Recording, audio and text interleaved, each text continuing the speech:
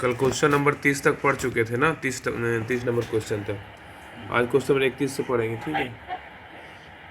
तिलहन के उत्पादन में वृद्धि का बहुत ही क्वेश्चन नंबर बोल रहा है कि तिलहन के उत्पादन में वृद्धि का कारण क्या है, बताइए। तिलहन के उत्पादन में वृद्धि का कारण पीली क्रांति। हाँ, पीली क्रांति है। तिलहन के उत्पादन में वृद्धि का कारण क्या है, तो पीली क्रांति है। तिलहन के उत्पादन में वृद्धि का कारण पीली क्रांति है। दाल को गरीबों का क्या कहा जाता है, दूध कहा जाता है, याद रखिएगा। तो बताइए, दाल को गरीबों का क्या बोला जाता है। दूध दूध कहा जाता है। हाँ, दाल को ना गरीबों का दूध कहा जाता है। नवंबर 2004 ईस्वी में राष्ट्रीय किसान आयोग का गठन एम.एस. स्वामीनाथन की अध्यक्षता में किया गया था। तो बोल रहा है ना कि नवंबर 2004 ईस्वी में राष्ट्रीय किसान आयोग का गठन एम.एस. स्वामीनाथन की अध्यक्षता में हुआ था, ठीक है। आगे बोल रहा हूँ, प्रश्न की संपूर्ण व्याख्या जो है ना 26/7/2018 क्वेश्चन नंबर 67 में दिया गया है, ठीक है। आगे देखते हैं। क्वेश्चन नंबर 32 है ना, बताइए कि क्वेश्चन नंबर 32 है कि भारत किस राज्य में शिशु मृत्यु दर सबसे कम है। भारत के किस राज्य में? केरल। हाँ, भारत के किस राज्य में शिशु मृत्यु दर सबसे कम है, तो केरल में, ठीक है, केरल में। भारत के केरल राज्य में शिशु मृत्यु दर सबसे कम है। भारत में शिशु मृत्यु दर वर्तमान में कितना प्रति हजार है, तो क्या होगा? 30/1000 है। हाँ, भारत में शिशु मृत्यु दर जो है ना वर्तमान में 30 प्रति हजार है। अब भारत में सर्वाधिक शिक्षित राज्य बोलेगा तो कौन सा राज्य है, बताइए। केरल हाँ, है। भारत में अगर पूछेगा ना कि शिक्षित राज्य कौन सा है, तो केरल राज्य है। भारत में सबसे उच्च जीवन स्तर जो है ना केवल केरल राज्य का है। तो बोल रहा है ना कि भारत में सबसे उच्च जीवन स्तर जो है किस राज्य का है, तो यार है केरल राज्य का है, ठीक है। भारत में सबसे उच्च जीवन केरल स्तर। राज्य का। और भारत में सर्वाधिक शिक्षित राज्य बोलेगा ना तो केरल है, ठीक है। आगे बोल रहा है कि भारत में सर्वाधिक लिंगानुपात जो है केरल राज्य का है, ठीक है। 1084 में 1000 में 1084 है। 1000 पे एक। हाँ, आगे 1084। आगे दिया हुआ है जन्म दर, ठीक है, बर्थ रेट दिया हुआ है। उच्चतम जन्म दर वाले राज्य कौन कौन है, तो पहला है बिहार, कितना है 26.2% बिहार में, ठीक है, याद रखिएगा। उच्चतम जन्म दर वाले राज्य बोलेगा तो बिहार है 26.2। और उसके बाद उत्तर प्रदेश है 25.6। और मध्य प्रदेश उसके बाद है 24.6। और राजस्थान है 24.0। तो याद रखिए, उच्चतम जन्म दर वाले राज्य जो है ना बिहार है, यूपी है, मध्य प्रदेश है, राजस्थान है। बिहार में 26.2, उत्तर प्रदेश में 25.6, मध्य प्रदेश में 24.6 और राजस्थान में 24.0 है। आगे है न्यूनतम जन्म दर वाले राज्य। न्यूनतम जन्म दर वाले राज्य कौन है, तो गोवा है, नागालैंड है, त्रिपुरा है, केरल है, ठीक है। तो गोवा में कितना है, 12.4 है। नागालैंड में कितना है, तो 12.9 है। त्रिपुरा में कितना है, 13.0 है। और केरल में कितना है, तो 13.9 है, ठीक है। तो ये आगे देखिए, न्यूनतम जन्म दर वाले राज्य कौन है, गोवा है, नागालैंड है, त्रिपुरा है, केरल है। अब है संघीय क्षेत्रों में जन्म दर। संघीय क्षेत्रों में जन्म दर उच्चतम दादर नगर हवेली है। उच्चतम जो है ना, मतलब जो यूटी है उसमें दादर नगर हवेली है 22.9%। और न्यूनतम में अंडमान निकोबार है 11.2%। और राष्ट्रीय स्तर पे जन्म दर बोलेगा तो जो है ना, राष्ट्रीय स्तर पे कितना है, तो 20.0 है, याद रखिएगा। 20 है। हाँ, सिर्फ 20 बोलिए ना। 20। आगे बोल रहा है कि मृत्यु दर मतलब डेथ रेट, ठीक है। मृत्यु दर में जो है ना, उच्चतम में कौन सा राज्य जहाँ पे मृत्यु ज़्यादा होता है, छत्तीसगढ़ में कितना है, 8 है। उड़ीसा 8 में है। कितना है, 7.3 है। और केरल में कितना है, तो 6.9 है। हिमाचल प्रदेश में कितना है, तो 6.9 है। तो यार देखिए, उच्चतम मृत्यु दर वाले जो राज्य है सबसे ज़्यादा छत्तीसगढ़, उसके बाद उड़ीसा, केरल, हिमाचल प्रदेश है। उसके बाद है न्यूनतम मृत्यु दर वाले राज्य, कहाँ जो है ना न्यूनतम मृत्यु होता है, तो न्यूनतम मृत्यु दर वाले राज्य जो है ना, नागालैंड है 3.5। मिजोरम कितना है, 4.1 है। मणिपुर कितना है, 4.1। 4.5 है। मणिपुर और सिक्किम 4.5। कितना है, 4.5 है। 4.5 तो है। न्यूनतम मृत्यु दर वाले राज्य बोलेगा तो नागालैंड, मिजोरम, मणिपुर, सिक्किम। नागालैंड में 3.5, मिजोरम में 4.1, मणिपुर में 4.5, सिक्किम में 4.5 है। आगे बोल रहा है संघीय क्षेत्र मतलब यूटी। संघीय क्षेत्रों में मृत्यु दर कहाँ सबसे ज़्यादा है, तो उच्चतम में ना पुडुचेरी है 6.9 है। अगर यूटी का बात करें तो सबसे ज़्यादा उच्चतम मृत्यु दर जो है कहाँ है, तो पुडुचेरी में 6.9 यूटी में। उसका न्यूनतम कहाँ है, दिल्ली में है 3.3 है। और राष्ट्रीय स्तर पे मृत्यु दर कितना है, राष्ट्रीय स्तर पे ये पूछ सकता है, ये बहुत इंपॉर्टेंट क्योंकि राष्ट्रीय स्तर पे है ना, तो 6.2 है राष्ट्रीय स्तर पे। आगे बोल रहा है शिशु मृत्यु दर, ठीक है। शिशु मृत्यु दर क्या है, इन्फेंट मोर्टालिटी रेट। उच्चतम शिशु मृत्यु दर वाले राज्य है। उच्चतम शिशु मृत्यु दर में कौन कौन राज्य है, तो उच्चतम शिशु मृत्यु दर में है ना मध्य प्रदेश है, उत्तर प्रदेश है, असम है, छत्तीसगढ़ है। तो मध्य प्रदेश में जो है ना 48 है, उत्तर प्रदेश में 43 है, असम में 41 है, छत्तीसगढ़ में कितना 41 है। तो याद रखिएगा कि सबसे ज़्यादा जो है शिशु मृत्यु दर कहाँ होता है, तो मध्य प्रदेश में होता है, कितना 48। उत्तर प्रदेश में 43, असम में 41, छत्तीसगढ़ में 41। ठीक है, अब आगे आइए। आगे दिया हुआ न्यूनतम शिशु मृत्यु दर वाले राज्य है। न्यूनतम में शिशु मृत्यु दर वाला राज्य कौन है? तो नागालैंड है, मिजोरम है, गोवा है, केरल है और क्या है? सिक्किम है।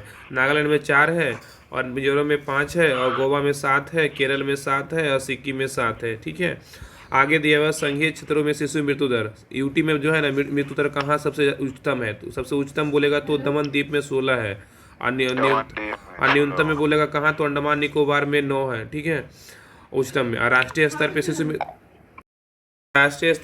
मृत्यु दर जो है ना 32 है। ठीक है, राष्ट्रीय स्तर पे शिशु मृत्यु दर कितना है? तो 32 है। ठीक है, आगे बोल रहा है क्वेश्चन नंबर 23 है, विश्व व्यापार संगठन WTO का मुख्यालय कहाँ है? बताइए। सिर्फ जनसंख्या न बता दिया। विश्व व्यापार संगठन का मुख्यालय WTO का मुख्यालय कहाँ है? जिनेवा। जेनेवा है। हाँ, विश्व व्यापार संगठन WTO का मुख्यालय कहाँ है? जेनेवा है। बोल रहा है कि विश्व व्यापार संगठन WTO का मुख्यालय कहाँ है? जेनेवा में है। आगे बोल रहा है गैट के स्थान पे 1 जनवरी 1995 को WTO की स्थापना किया गया। ठीक है, याद रखिएगा ना कि बोल रहा है गैट के स्थान पे 1 जनवरी 1995 ईस्वी को WTO की स्थापना किया गया। आगे बोल रहा है कि WTO विश्व व्यापार की सर्वोत्तम संस्था होती है। WTO क्या है? तो विश्व व्यापार की सर्वोत्तम संस्था है। और आगे बोल रहा है कि विश्व कृषि एवं खाद्य संगठन का मुख्यालय कहाँ है? तो रोम है। हाँ, विश्व कृषि एवं खाद्य संगठन का मुख्यालय कहाँ है? रोम में है। और विश्व आर्थिक मंच का मुख्यालय कहाँ है? तो स्विट्जरलैंड में। ठीक है, तो विश्व आर्थिक मंच का मुख्यालय कहाँ है? तो स्विट्जरलैंड में। ये तो रीजनिंग क्वेश्चन है, इसका आंसर डी है 28। आगे है क्वेश्चन नंबर आइए 35 पे। बताइएगा कि भारतीय संविधान में प्रारंभ में मौलिक कर्तव्यों का प्रावधान नहीं था। संविधान संशोधन द्वारा संविधान के किस भाग में इसका समावेशन किया गया है? तो क्या होगा? भाग 4 का ए। भाग 4 का ये होगा, भाग 4 का ए। हाँ, भाग 4 का ए। बोल रहा है कि भारतीय संविधान में प्रारंभ में मौलिक कर्तव्यों का प्रावधान नहीं था। ठीक है, संविधान संशोधन द्वारा संविधान के किस भाग में इसका समावेशन किया गया है? तो भाग 4 का ए में किया गया है। ठीक है, आगे दिया हुआ कि मौलिक कर्तव्य को संविधान के भाग 4 के ए में 42वां संविधान संशोधन 1976 के द्वारा समावेश किया गया। और आगे बोल रहा है कि भारतीय संविधान में मौलिक कर्तव्य को पूर्व सोवियत संघ रूस से अपनाया गया। तो देखिए कि मौलिक कर्तव्य कहाँ से लिया गया है? मौलिक कर्तव्य जो है ना रूस से लिया गया, लेकिन मौलिक अधिकार बोलेगा तो अमेरिका से लिया गया है। ठीक है, अमेरिका से। आगे बोल रहा है कि मौलिक कर्तव्य 42वां संविधान संशोधन अधिनियम द्वारा बोल रहा है कि मौलिक कर्तव्य 42वां संविधान संशोधन द्वारा 1976 में सरदार स्वयंसिद्ध समिति के सिफारिश पे जोड़ा गया था। तो मौलिक कर्तव्य जो है ना, मौलिक कर्तव्य को 42वां संविधान संशोधन द्वारा 1976 में सरदार स्वयंसिद्ध समिति के सिफारिश पे क्या किया गया था? जोड़ा गया था। आरंभ में 10 मौलिक कर्तव्य का ही प्रावधान किया गया था। ठीक है, आगे बोल रहा है 86वां संविधान संशोधन द्वारा 2002 में एक और मौलिक कर्तव्य को जोड़ा गया, जिसमें 6 से 14 वर्ष के बच्चों को उनके अभिभावकों को माता पिता एवं प्राथमिक शिक्षा का क्या किया? प्रदान किया गया है। तो बोल रहा है कि पहले जो था ना पहले मूल क्या था? 86वां संविधान संशोधन जो है पहले आरंभ में ना 10 मौलिक कर्तव्य ही था प्रावधान किया गया था, लेकिन 86वां संविधान संशोधन द्वारा जो है 2002 के द्वारा एक और मौलिक कर्तव्य जोड़ा गया, जिसमें 6 से 14 वर्ष के बच्चों को उनके अभिभावकों को माता पिता द्वारा क्या हुआ था? मतलब प्राथमिक शिक्षा प्रदान करना था। ये मौलिक कर्तव्य जोड़ा गया। आगे बोल रहा है कि वर्तमान में जो है ना संविधान के भाग में 4 के ए में अनुच्छेद 51 से 1 के अंतर्गत 11 मौलिक कर्तव्य। बताइएगा कि वर्तमान में संविधान के कौन सा भाग में कौन सा अनुच्छेद में 11 मौलिक कर्तव्य का वर्णन है? भाग 4 का कौन? अच्छा, ये पेज से कोड पढ़ रहे हैं। मौलिक कर्तव्य जो है नागरिकों के उत्तरदायित्व को बतलाता है। ठीक है, हमको लगता है कि जो आगे कमजोर हो गया। आगे है ना कि मौलिक कर्तव्य के पालन। सर अच्छे से भेजते हैं, मानते नहीं दिखता है। बोल रहा है मौलिक कर्तव्य नागरिकों के उत्तरदायित्व को बतलाता है। मौलिक कर्तव्य के पालन करने की कोई बाध्यता नहीं है। ठीक है, क्वेश्चन नंबर 36 है कि राज पृथ्वी पर ईश्वर का अवतार है। ये उस कथन किस विचारक का है? तो क्या होगा? बताइए। हेगेल का। हाँ, राज पृथ्वी पर ईश्वर का अवतार है, उस कथन किस विचारक का है? तो हेगेल का है। आगे दिया हुआ है कि राज पृथ्वी ईश्वर का अवतार है, उस उक्त कथन जो है ना हेगेल का है। राज पृथ्वी पर ईश्वर का अवतार, यह कथन जो है हेगेल का है। राज्य में 4 तत्व होते हैं। ठीक है, राज्य के 4 तत्व है। पहला है भूमि, दूसरा जनसंख्या, तीसरा है सरकार और चौथा है संप्रभुता। तो राज्य के 4 तत्व होते हैं, पहला भूमि, दूसरा जनसंख्या, तीसरा सरकार और चौथा होता है संप्रभुता। आगे बोल रहा है हेगेल जर्मनी के स्टुटगार्ट के रहने वाले थे, ठीक है। तो हेगेल जो थे ना जर्मनी के स्टुटगार्ट के रहने वाले थे। हेगेल की प्रसिद्ध रचना जो है न्याय का सिद्धांत था। हेगेल की प्रसिद्ध रचना जो है क्या है, तो न्याय का सिद्धांत था। आगे बोल रहा है अरस्तु यूनान के प्रसिद्ध दार्शनिक थे। अरस्तु जो थे ना यूनान के प्रसिद्ध दार्शनिक थे। आगे बोल रहा है अरस्तु प्लेटो के शिष्य और सिकंदर महान के गुरु थे। तो याद रखिएगा ना, अरस्तु जो थे ना प्लेटो के शिष्य थे, ठीक है, अरस्तु, और सिकंदर के कहाँ थे, महान गुरु थे अरस्तु। आगे बोल रहा है कि प्लेटो यूनान के प्रसिद्ध दार्शनिक थे और इनके गुरु कौन थे, सुकरात थे। तो प्लेटो जो थे यूनान के प्रसिद्ध दार्शनिक थे और इनके गुरु कौन थे, तो सुकरात थे। आगे बोल रहा है रिपब्लिक जो है प्लेटो द्वारा रचित प्रसिद्ध ग्रंथ है। तो बताइए प्लेटो द्वारा रचित प्रसिद्ध ग्रंथ कौन सा है, तो रिपब्लिक है। प्लेटो द्वारा रचित जो प्रसिद्ध ग्रंथ है ना वो कौन सा है, तो रिपब्लिक है। सुकरात ने कहा था एक ईमानदारी आदमी हमेशा एक बच्चा की तरह होता है। बताइए कि कौन बोला था ना कि एक ईमानदार आदमी हमेशा एक बच्चा की तरह होता है, कौन बोला था, सुकरात। हाँ सुकरात ने कहा था। सुकरात कहा था ना कि एक ईमानदार आदमी हमेशा एक बच्चा की तरह बच्चा होता है। क्वेश्चन नंबर 37 पे आइए, बताइए संविधान सभा में उद्देश्य प्रस्ताव प्रस्तुत किया गया था, बताइए कब, 13 दिसंबर 1946 को। 1946। हाँ 13 दिसंबर 1946 को, याद रखिएगा। बोल रहा है क्वेश्चन की संविधान सभा पहला बैठक हुआ, 9 को पहला बैठक हुआ, 11 को दूसरा, 13 को 10 प्रस्ताव पारित। हाँ संविधान सभा सर में ये वाला सही है, तेज जो भेजे। हाँ सही है। बोल रहा है संविधान सभा में उद्देश्य प्रस्ताव प्रस्तुत किया गया था, 13 दिसंबर 1946 को प्रस्तुत किया गया था। बोल रहा है संविधान सभा में उद्देश्य प्रस्ताव 13 दिसंबर 1946 को प्रस्तुत किया गया था, ठीक है। तो संविधान सभा में उद्देश्य प्रस्ताव 13 दिसंबर 1946 को प्रस्तुत किया गया था। आगे बोल रहा है कि पंडित जवाहरलाल नेहरू द्वारा संविधान सभा में उद्देश्य प्रस्ताव प्रस्तुत किया गया था। तो पंडित जवाहरलाल नेहरू द्वारा जो है ना संविधान सभा में क्या हुआ था, उद्देश्य प्रस्ताव प्रस्तुत किया गया था, जवाहरलाल नेहरू किए थे।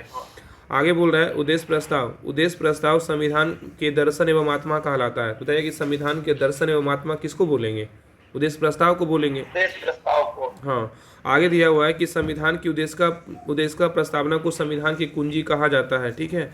तो संविधान की उद्देश्य का प्रस्तावना को संविधान की जो है कुंजी कहा जाता है, ठीक है। तो बोलेगा संविधान की कुंजी किसको बोलते हैं, उद्देश्य का प्रस्तावना को संविधान का ना कुंजी कहा जाता है, ठीक है। आगे दिया हुआ है कि भारतीय संविधान की प्रस्तावना में उल्लेखित शब्द हम भारत के लोग और यहाँ पे और भी है, हम भारत के लोग और सारा कुछ दिया हुआ है ना प्रस्तावना में।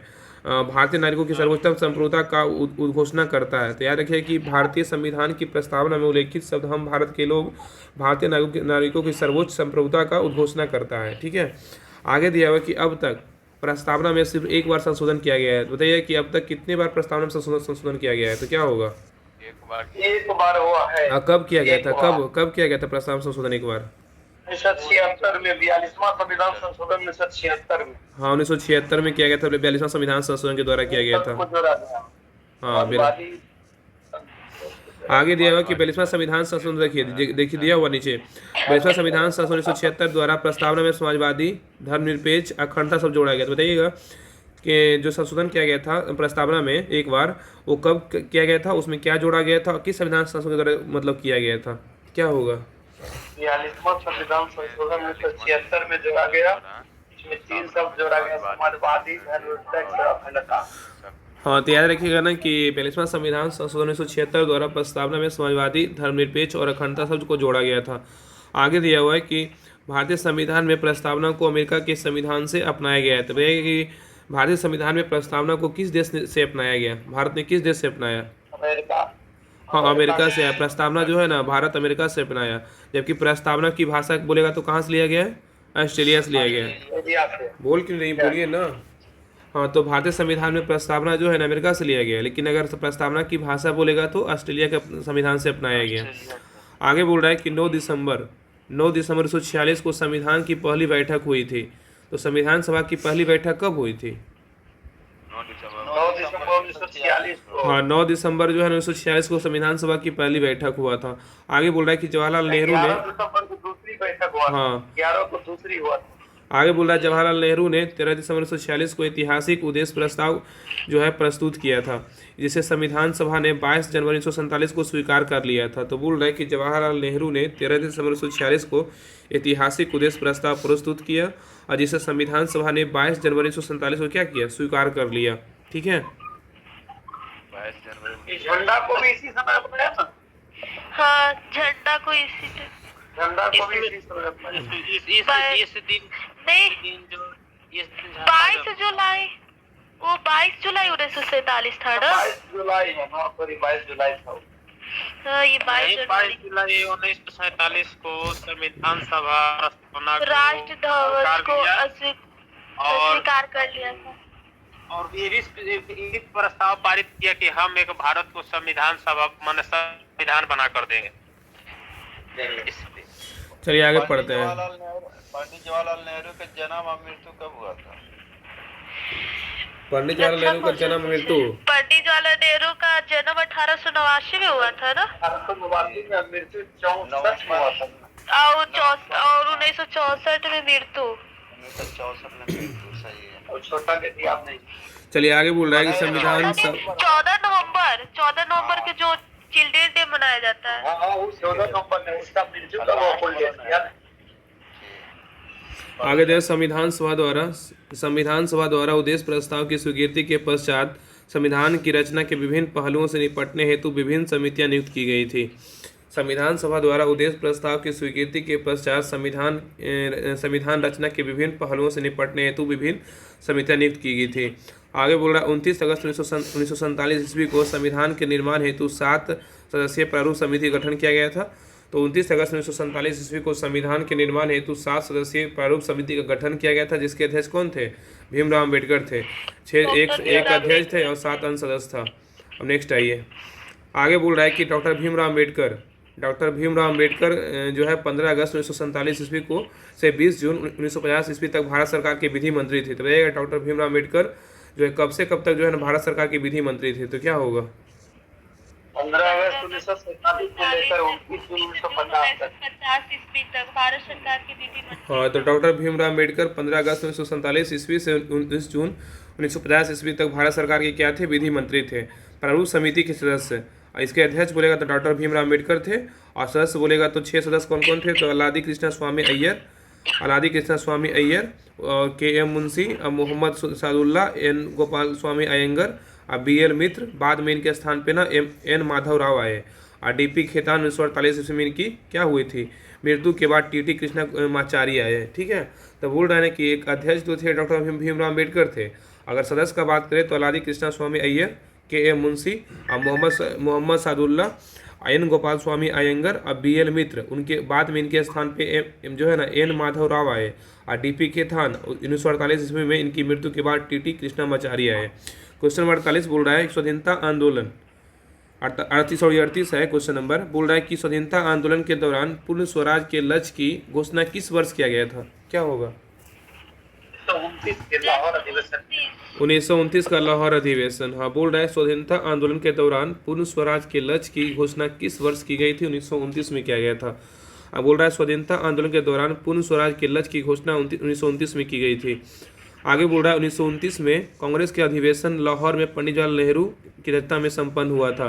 तो 1929 में कौन सा अधिवेशन हुआ था? इसकी अध्यक्षता किसने किया था? कांग्रेस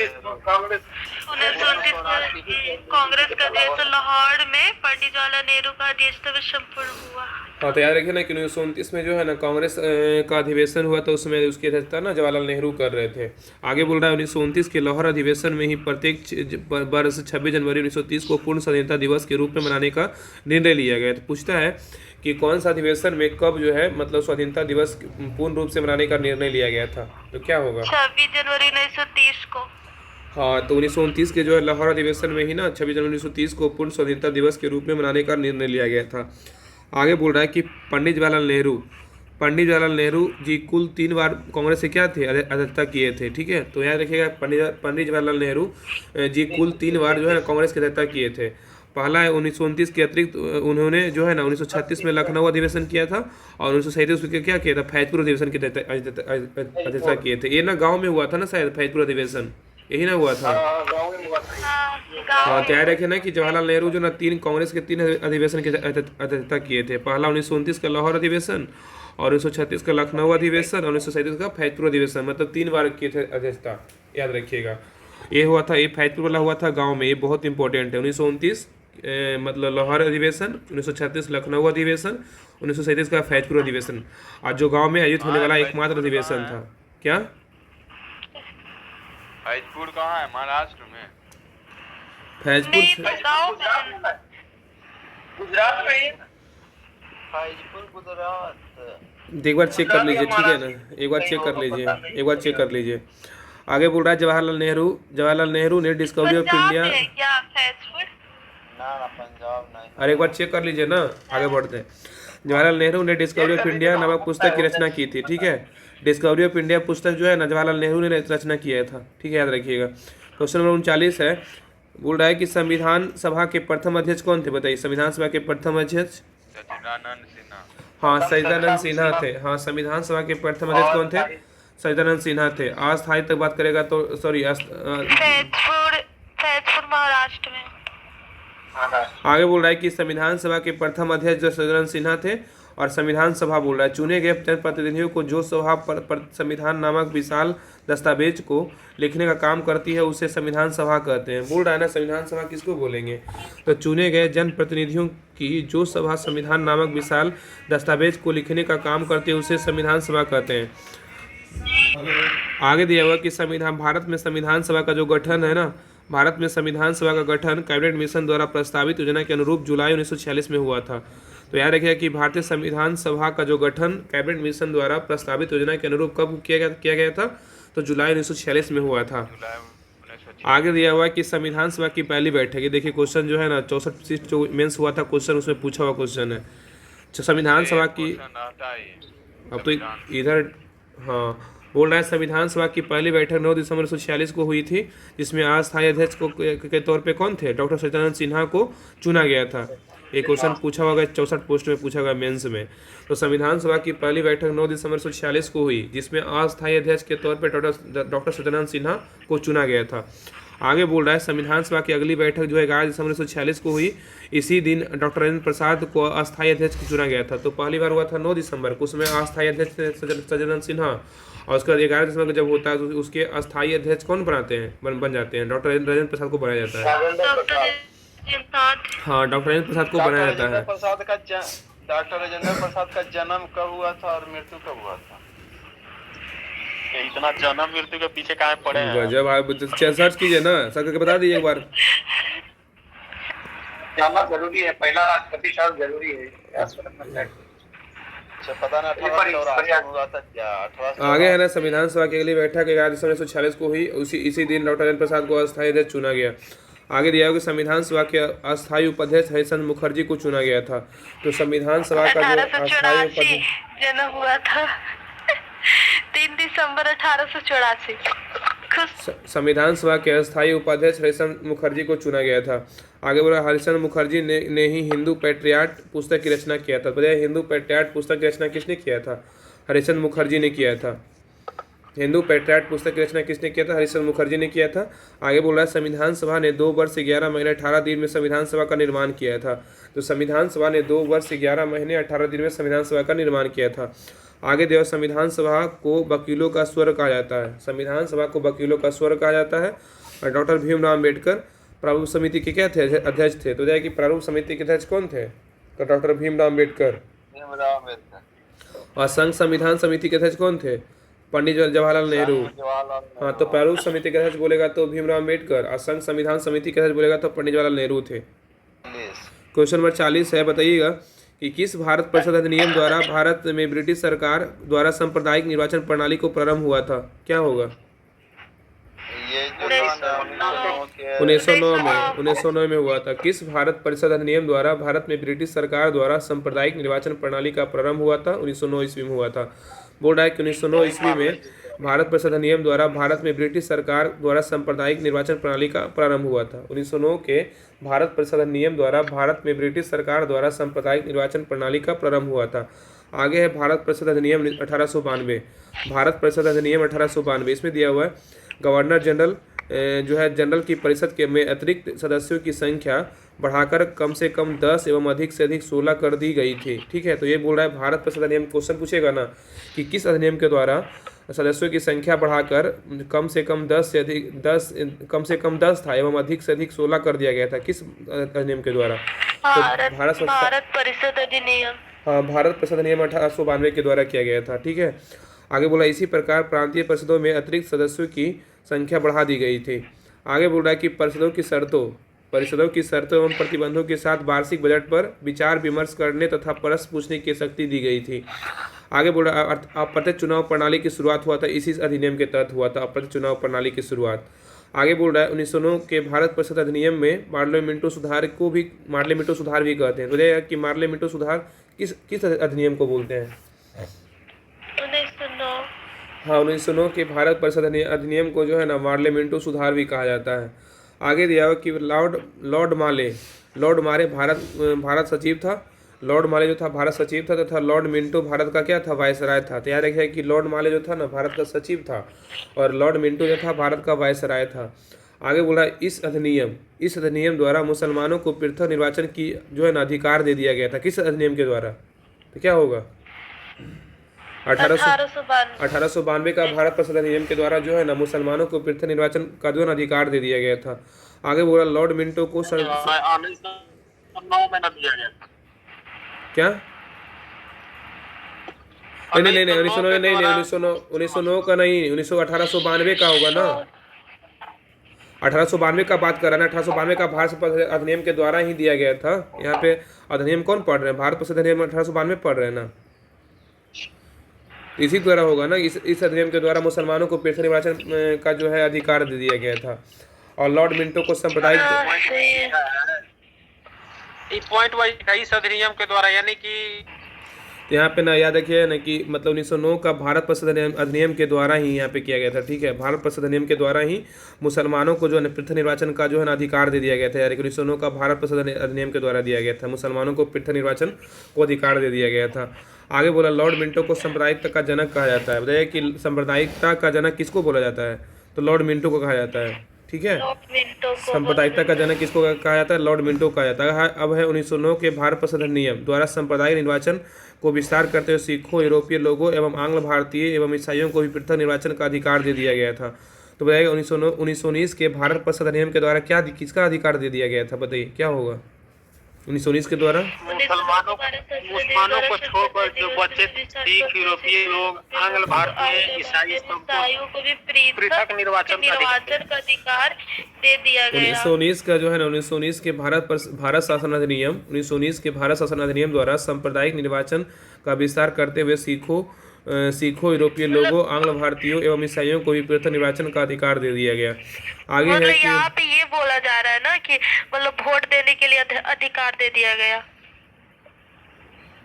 अधिकार नहीं दिया गया, जैसे ग्रुप वाइज जाति के लिए अलग अलग निर्वाचन होगा, ईसाई के लिए अलग। ये तो ये वोट है ना। हाँ। आगे है 1919 के भारत परिषद अधिनियम द्वारा मॉन्टेग्यू चेम्सफोर्ड सुधार भी कहते हैं। बताइए कि मॉन्टेग्यू चेम्सफोर्ड सुधार किस अधिनियम को बोलते हैं? 1919 के। हाँ, मॉन्टेग्यू चेम्सफोर्ड सुधार जो है ना 1919 के भारत शासन अधिनियम को बोलते हैं। आगे बोला 1919 में मॉन्टेग्यू भारत सचिव, और 1919 में जो था ना मॉन्टेग्यू भारत का सचिव था और चेम्सफोर्ड क्या था? भारत का वायसराय था। याद रखिएगा, तो 1919 में मॉन्टेग्यू भारत का सचिव था और चेम्सफोर्ड भारत का वायसराय था। क्वेश्चन नंबर 41 है। इसी अधिनियम में 1919 में पहली बार भारत में महिलाओं को वोट देने का अधिकार दिया गया। इसके नहीं। सही है। क्वेश्चन नंबर 41 है कि निम्नलिखित में से क्या भारत का नागरिक बनने के लिए आवश्यक नहीं है? क्या नहीं है? ये अधिगृहित संपत्ति नहीं है, लेकिन हाँ, तैयार है कि निम्नलिखित में से क्या भारत का नागरिक बनने के लिए आवश्यक नहीं है? तो अधिकृत संपत्ति नहीं है, लेकिन वंशानुक्रम है। भारत का नागरिक बनने के लिए जन्म है, देशीकरण है। बोल रहा अधिकृत संपत्ति भारत का नागरिक बनने हेतु आवश्यक नहीं है। अब भारतीय संविधान के भाग 2 में अनुच्छेद 5 से 11 तक नागरिकता का प्रावधानों का उल्लेख है। तो याद रखिएगा कि भारतीय संविधान में जो है ना भाग 2 में अनुच्छेद 5 से 11 तक क्या है? तो नागरिकता का प्रावधानों का उल्लेख है। भारत में ब्रिटेन के समान एकल नागरिकता का प्रावधान किया गया है। भारत में ब्रिटेन के समान एककालिकता का प्रावधान जो है ना किया गया है। आगे दिया हुआ कि अनुच्छेद 11 के अंतर्गत संसद को न्यायिकता के संबंध में विधि बनाने की शक्ति दी गई है। तो बताइएगा कि किस अनुच्छेद के अंतर्गत संसद को न्यायिकता के संबंध में विधि बनाने का शक्ति दी गई है? तो अनुच्छेद 11 के तहत। अनुच्छेद 11 2 है। अनुच्छेद 11 है, ठीक है ना। सॉरी अनुच्छेद 11 के अंतर्गत जो है ना संसद को न्यायिकता के संबंध में विधि बनाने की शक्ति दी गई है, जिसके तहत संसद द्वारा भारतीय न्यायिकता अधिनियम 1955 द्वारा पारित किया गया। ठीक है, तो वो याद रखिएगा अनुच्छेद 11 के अंतर्गत संसद को न्यायिकता के संबंध में विधि बनाने की शक्ति दी गई है, जिसके तहत संसद द्वारा भारतीय न्यायिकता अधिनियम 1955 पारित किया गया था। आगे बोला इस अधिनियम मतलब 1955 का अधिनियम के द्वारा जो है ना 1986, 1992, 2003 और 2005, 2015 और 2019 में संशोधन किया गया और यह अधिनियम वर्तमान में भारतीय न्यायिकता संबंधी प्रावधान करता है। इस अधिनियम के अनुसार भारतीय न्यायिकता अधिनियम में 5 प्रकार से प्राप्त की जा सकती है। यथा जो कौन कौन है तो देखिए इधर दिया हुआ है कि जन्म से मतलब 5 प्रकार का मतलब अगर आपके पास है ना तो आप न्यायिकता प्राप्त कर सकते हैं जन्म से, और दूसरा है वंश की परंपरा से, और तीसरा है पंजीकरण से, और चौथा है देशीकरण से, और पांचवा है भूमि के अर्जन से। तो बहुत इंपॉर्टेंट याद रखिएगा कि जन्म से आप न्यायिकता प्राप्त कर सकते हैं, वंश के परंपरा से, पंजीकरण से, देशीकरण से और भूमि के अर्जन से। इस पाँचों से ना आप न्यायिकता प्राप्त कर सकते हैं भारत का न्यायिकता। आगे बोल रहा है न्यायिकता का अंत, इसमें किस अनुसार ना मतलब न्यायिकता का अंत होगा ना उसके बारे में दिया हुआ है। किसी भारतीय नागरिकों को न्यायिकता का अंत निम्न प्रकार से हो सकता है, मतलब उसको प्राप्त करने का था, ये अंत करने का है। तो पहला इसमें पॉइंट है किसी अन्य देश की न्यायिकता का ग्रहण करते हैं तो आपका न्यायिकता त्याग मतलब खत्म हो जाएगा। और दूसरा पॉइंट है कि न्यायिकता को परित्याग करने पर न्यायिकता समाप्त हो जाएगा भारत का न्यायिकता। और तीसरा पॉइंट है कि सरकार द्वारा न्यायिकता में वंचित करने पर अगर सरकार न्यायिकता को वंचित करेगा तो आपका न्यायिकता समाप्त हो जाएगा। तो 3 प्रकार से जो है न्यायिकता को अंत होगा। आगे दिया हुआ है कि भारत सरकार निम्न में से किसी भी आधार पे किसी व्यक्ति को भारतीय न्यायिकता को वंचित कर सकती है। तो बोल रहा है कि भारत सरकार जो है ना निम्न में से किसी भी आधार पे मतलब नीचे पॉइंट दिया हुआ है कि भारत सरकार निम्न में से किसी भी आधार पे किसी व्यक्ति को जो है ना भारतीय न्यायिकता से क्या कर सकता है, वंचित कर सकता है। तो पहला पॉइंट क्या है, संविधान के प्रति अनिष्ठा दिखाने पे तब करेगा।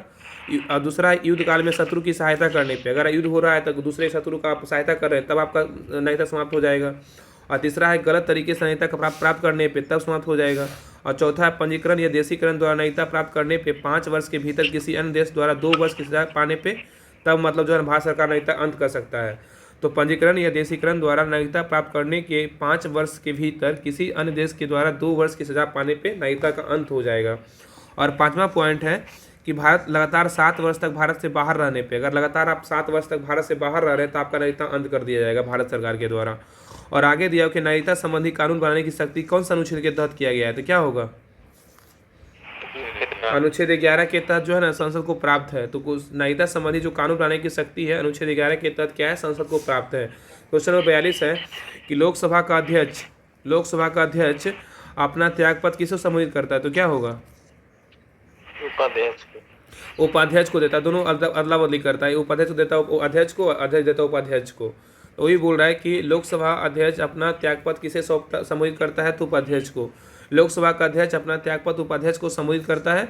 और आगे बोल रहा है लोकसभा जो है संसद का निम्न सदन हो कहलाता है। संसद का निम्न सदन किसको बोलेंगे, संसद का निम्न सदन लोकसभा को कहा जाता है। संसद का निम्न सदन जो है लोकसभा को कहा जाता है। इसके सदस्यों को जनता प्रत्यक्ष निर्वाचन द्वारा चुनती है। आगे बोला लोकसभा के अध्यक्ष एवं उपाध्यक्ष अनुच्छेद 93 के अनुसार लोकसभा के अपने सदस्यों के बीच अप्रत्यक्ष एवं उपाध्यक्ष को चुनेगी।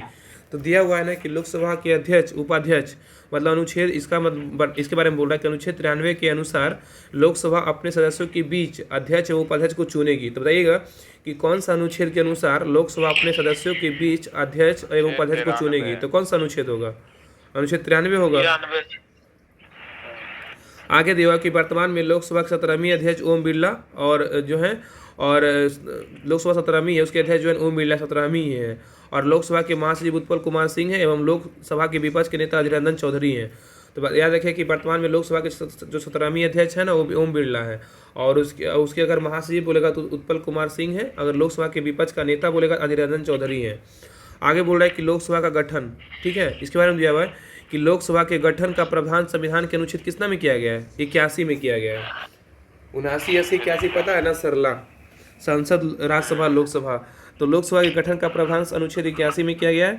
अनुच्छेद 81 के तहत मूल संविधान में लोकसभा की सदस्य संख्या 500 निश्चित की गई है, लेकिन समय समय पर क्या होता है, इसमें वृद्धि की गई है। तो बताइएगा अनुच्छेद 81 के तहत मूल संविधान में लोकसभा की सदस्य संख्या कितना निश्चित कर दिया गया है, तो 500, लेकिन समय समय पर इसमें ना वृद्धि की गई है। आगे बोल रहा है कि 7वें संविधान संशोधन अधिनियम 1956 द्वारा राज्यों को पुनर्गठन करते हुए लोकसभा की अधिकतम संख्या 525 निश्चित कर की गई। अब पुनः 31वें संविधान संशोधन 1973 मतलब जो है स्रोत दिया हुआ है कि के द्वारा लोकसभा का अधिकतम सदस्य संख्या जो है ना, इधर दिया हुआ है अधिकतम सदस्य संख्या 525 से बढ़ाकर 545 कर दिया गया। ठीक है, इसमें दिया हुआ है कि सातवां पहले था अनुच्छेद 81 के तहत जो था मूल संविधान में लोकसभा सदस्य संख्या 500 निश्चित कर दिया गया था, लेकिन समय समय पहले इसमें जब भी समय मतलब अनुसार आया तो उसमें वृद्धि किया गया। तो बोल रहा है 7वां संविधान संशोधन अधिनियम 1956 द्वारा राज्यों का पुनर्गठन करते हुए लोकसभा की अधिकतम संख्या जो है ना 525 निश्चित कर दिया गया। किस संशोधन के द्वारा, तो 7वां संविधान संशोधन 1956 के द्वारा। और उसके बाद बोल रहा है पुनः 31वें संविधान संशोधन 1973 के द्वारा जो है इसमें क्या कर दिया गया, 520 से बढ़ाकर कितना कर दिया गया, 545 कर दिया गया। ठीक है, याद रखिएगा। परंतु अब गोवा, दमन द्वीप और पुनर्गठन अधिनियम 1987 के द्वारा निश्चित किया गया कि लोकसभा की अधिकतम संख्या जो है 552 हो सकती है।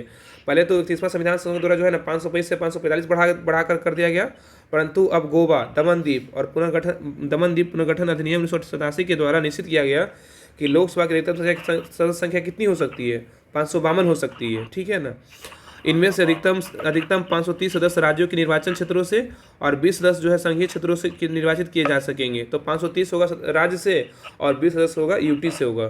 ठीक है, आगे बोल रहा है कि वर्तमान में लोकसभा सदस्य संख्या कितनी है, तो क्या होगा, 543 है।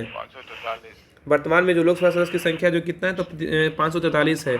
इन सदस्यों में 524 सदस्य राज्यों से और 19 सदस्य संघीय क्षेत्रों से निर्वाचित होते हैं। तो बताया कि वर्तमान में लोकसभा सदस्य संख्या 543 है, तो इसमें राज्य से कितना होता है और यूटी से कितना होता है, संघीय क्षेत्रों से कितना होता है, तो क्या होगा, तथा 2 राज्यों से 524 और यूटी से 19 और 2 सदस्य आंग्ल भारतीय वर्ग के प्रतिनिधि के रूप में राष्ट्रपति के अनुच्छेद 331 के तहत मनोनीत किए जाते हैं। ठीक है, तो बोल रहा है कि वर्तमान में लोकसभा सदस्य संख्या 543 है। इन सदस्यों में 524 सदस्य राज्यों से, 19 सदस्य संघीय क्षेत्रों से निर्वाचित होते हैं तथा 2 सदस्य आंग्ल भारतीय, 2 सदस्य क्या है, तो आंग्ल भारतीय वर्ग के प्रतिनिधि के रूप में राष्ट्रपति द्वारा अनुच्छेद 331 के तहत मनोनीत किए जाते हैं। किंतु 104वां संविधान संशोधन अधिनियम द्वारा बोल रहा है, किंतु 104वां संविधान संशोधन अधिनियम द्वारा 25 जनवरी 2020 ईस्वी को लोकसभा एवं राज्य विधानसभाओं की आंग्ल भारतीय के मनोनयन को क्या कर दिया गया, मतलब ये ना समाप्त कर दिया गया। ठीक है, तो क्वेश्चन पूछेगा ना, किस संविधान संशोधन के द्वारा जो है कब लोकसभा एवं राज्य की विधानसभाओं में आंग्ल भारतीय मनोनयन को समाप्त कर दिया गया, तो क्या होगा, 104वां संविधान संशोधन द्वारा 25 जनवरी 2020 को किया गया। ठीक है, इसको समाप्त कर दिया गया। आगे बोल रहा है कि बिहार राज्य में से लोकसभा सदस्य संख्या कितना है, तो 40 है तथा राज्यसभा सीटों की संख्या कितनी है बिहार राज्य में, तो 16 है। तो बिहार में लोकसभा का सीट कितना है, तो 40 है और राज्यसभा कितना है, तो 16 है। क्या वही लोकसभा का 1/3 होता है। हाँ, ध्यान रखें, बिहार में जो है ना राज्य से लोकसभा की सदस्य संख्या 40 है और राज्यसभा का 16 है। आगे बोल रहा है संविधान के अनुच्छेद 93 लोकसभा अध्यक्ष एवं उपाध्यक्ष के पदों की व्यवस्था की गई है। बताइए कि कौन सा अनुच्छेद में लोकसभा के अध्यक्ष एवं उपाध्यक्ष के पदों की व्यवस्था की गई है, कौन सा अनुच्छेद होगा, अनुच्छेद 93। हाँ, तो याद रखिएगा ना कि लोकसभा के अध्यक्ष एवं उपाध्यक्ष की पदों की व्यवस्था जो है अनुच्छेद 93 में किया गया है। आगे बोल रहा है कि लोकसभा के अध्यक्ष को अपना त्यागपत्र सौंपते हैं। ठीक है, तो लोकसभा उपाध्यक्ष जो है ना लोकसभा के अध्यक्ष को अपना क्या करते हैं, त्यागपत्र सौंपते हैं। ठीक है, याद रखिएगा। और आगे बोल रहा है कि लोकसभा के प्रथम अध्यक्ष कौन थे, तो जीवी मावलंकर थे। हाँ, लोकसभा के अध्यक्ष कौन थे, जीवी मावलंकर थे। आगे बोल रहा है कि अध्यक्ष कौन थे प्रथम, लोकसभा के उपाध्यक्ष बोलेगा ना, लोकसभा के उपाध्यक्ष जो थे ये थे क्या, हाँ जी, हाँ अगर अध्यक्ष बोलेगा जीवी मावलंकर, अगर पूछेगा कि उपाध्यक्ष बोलेगा तो जीवी मावलंकर नहीं कौन थे, कौन है अयंगर, कौन सा अयंगर थे, पूरा नाम याद नहीं, बस तो यार रखिए ना, लोकसभा के अध्यक्ष जो है ना, देखिए ना कौन अयंगर है, अयंगर करके जो भी कुछ है। ठीक है ना, याद रखिएगा। तो लोकसभा के प्रथम अध्यक्ष कौन थे? जीवी मावलंकर थे। और अध्यक्ष लोकसभा के भंग होने के पश्चात नई लोकसभा का गठन तक अपने पद पे जो है ना बना रहता है। अध्यक्ष जो है ना लोकसभा के भंग होने के पश्चात भी नए लोकसभा के गठन तक अपने पद पे क्या रहता है? बना रहता है। आगे बोल रहा है कि लोकसभा अध्यक्ष के अधीन ही लोकसभा सचिवालय कार्य करता है। ठीक, याद रखिएगा। तो लोकसभा अध्यक्ष के अधीन ही लोकसभा सचिवालय कार्य करता है। ठीक है। आगे दिया हुआ है कि लोकसभा अध्यक्ष के द्वारा लोकसभा के महासचिव की नियुक्ति की जाती है। याद रखिएगा। ठीक है। तो लोकसभा अध्यक्ष के द्वारा जो है ना लोकसभा के महासचिव, बताइएगा कि लोकसभा के महासचिव की नियुक्ति किसके द्वारा किया जाता है? तो लोकसभा अध्यक्ष के द्वारा किया जाता है। ठीक है। तो लोकसभा के महासचिव की नियुक्ति किसके द्वारा किया जाता है? लोकसभा अध्यक्ष के द्वारा किया जाता है। आगे है कि अनुच्छेद 98 में लोकसभा के सचिवालय का उल्लेख किया गया। बताइए कि लोकसभा सचिवालय का उल्लेख किस अनुच्छेद में किया गया है? तो क्या होगा? अनुच्छेद 98 लोकसभा सचिवालय का अनुच्छेद 98 में किया गया है। ठीक है, याद रखिएगा कि लोकसभा के सचिवालय का उल्लेख जो है ना अनुच्छेद 98 में किया गया है। अब वर्तमान में लोकसभा के महासचिव कौन है? उत्पल कुमार सिंह है। वर्तमान में जो है ना लोकसभा के महासचिव कौन है? तो उत्पल कुमार सिंह है। आगे क्वेश्चन, अभी वर्तमान में भी यही है, उत्पल कुमार सिंह ही है क्या? एक बार चेक कीजिए तो। लगता है शायद ऊपर पड़े नहीं है। यही है। चलिए क्वेश्चन नंबर 43 है। बताइएगा कि भारत के किस राज्य में द्विसदनीय विधायिका नहीं है? बताइए किस राज्य में द्विसदनीय विधायिका नहीं है? क्या होगा? पंजाब में नहीं है। भारत के किस राज्य में द्विसदनीय विधायक व्यवस्थापिका नहीं है? तो पंजाब में नहीं, लेकिन बिहार में है, उत्तर प्रदेश में, जम्मू कश्मीर में है। ठीक है। तो बोल रहा है कि भारत के पंजाब राज्य में द्विसदनीय विधायिका नहीं है, व्यवस्थापिका नहीं है। ठीक है। बोल रहा है संविधान का भाग 6 अनुच्छेद जो है ना 168 से 212 में राज्यों के विधानमंडल के बारे में तो रहेगा। संविधान के भाग कितना में, अनुच्छेद कितना में, जो कितना से कितना तक राज्यों के विधानमंडल के बारे में चर्चा किया गया? तो क्या होगा? भाग 6 अनुच्छेद 112 के विधानमंडलों के बारे में। हाँ, तो राज्यों के विधानमंडल का जो वर्णन है ना वो भाग 6 में है, अनुच्छेद 168 से 212 तक अनुच्छेद में किया गया है। अनुच्छेद 168 में कहा गया है कि प्रत्येक राज्य के लिए एक विधानमंडल होगा। तो रहे कि कौन सा अनुच्छेद में कहा गया ना कि प्रत्येक राज्य का एक विधानमंडल होगा? किस अनुच्छेद में बोला गया है? अनुच्छेद 168 में कहा गया है। हाँ, अनुच्छेद 168 में कहा गया है ना कि प्रत्येक राज्य के लिए क्या होगा? एक विधानमंडल होगा, जो राज्यपाल तथा कुछ राज्यों में 2 सदनों से अन्य राज्यों में एक सदन से मिलकर बनेगा। और जिन राज्यों में विधानमंडल में 2 सदन होंगे वहाँ एक नाम से विधान परिषद लेजिस्लेटिव काउंसिल तथा दूसरे नाम विधानसभा मतलब लेजिस्लेटिव असेंबली होगा। ठीक है। तो बोल रहा है ना कि याद रखिएगा, पढ़ दे रहे हैं, जिन राज्यों में विधानमंडल के 2 सदन होंगे वहाँ एक का नाम जो विधान परिषद मतलब लेजिस्लेटिव काउंसिल और दूसरे का नाम जो है विधानसभा मतलब लेजिस्लेटिव असेंबली होगा। अतः राज्य विधानमंडल राज्यपाल मतलब गवर्नर और एक सदन वाले राज्यों में विधानसभा व 2 सदन वाले राज्यों में विधानसभा और विधान परिषद मिलकर बनता है। तो बोल रहा है कि अतः राज्य विधानमंडल राज्यपाल और एक सदन वाले राज्यों में विधानसभा व 2 सदन वाले राज्यों में विधानसभा और विधान परिषद से मिलकर बनता है। ठीक है, सदन जो बनता है। आगे बोल रहा है कि वर्तमान में 6 राज्यों में जो है ना मतलब विधान परिषद का वर्णन किया गया है। कौन कौन राज्य है? उत्तर प्रदेश है, बिहार है, महाराष्ट्र है, आंध्र प्रदेश है, कर्नाटक है, तेलंगाना। यहाँ पे क्या है? द्विसदनीय विधानमंडल है। तो बताइए द्विसदनीय विधानमंडल कौन कौन राज्य में है? द्विसदनीय विधानमंडल 6 राज्य में कौन कौन 6 राज्य है? बताइए। यूपी, बिहार, महाराष्ट्र, आंध्र प्रदेश। ये साउथ में कर्नाटक, आंध्र प्रदेश और तेलंगाना, इधर बिहार, यूपी, महाराष्ट्र। याद रखें कि द्विसदनीय विधानमंडल जो है ना ये 6 राज्य में वर्तमान में उत्तर प्रदेश है, बिहार है, महाराष्ट्र है, आंध्र प्रदेश है, कर्नाटक है, तेलंगाना है। इसके अलावा जो है ना राजस्थान और असम को भारत की संसद ने अपने स्वयं की विधान परिषद बनाने की मंजूरी दी। शेष सभी राज्य में एक सदनीय विधानमंडल है, लेकिन ये जो है ना राजस्थान और असम मतलब मंजूरी दिया है, लेकिन अब बाकी शेष में क्या राज्य में एक सदनीय विधानमंडल है। ठीक है, आगे आइए। आगे बोले क्या प्रथम उपाध्यक्ष जो है ना हाँ अनंत सैनम अयंगर। अनंत सैन अयंगर। अच्छा हाँ, ठीक है।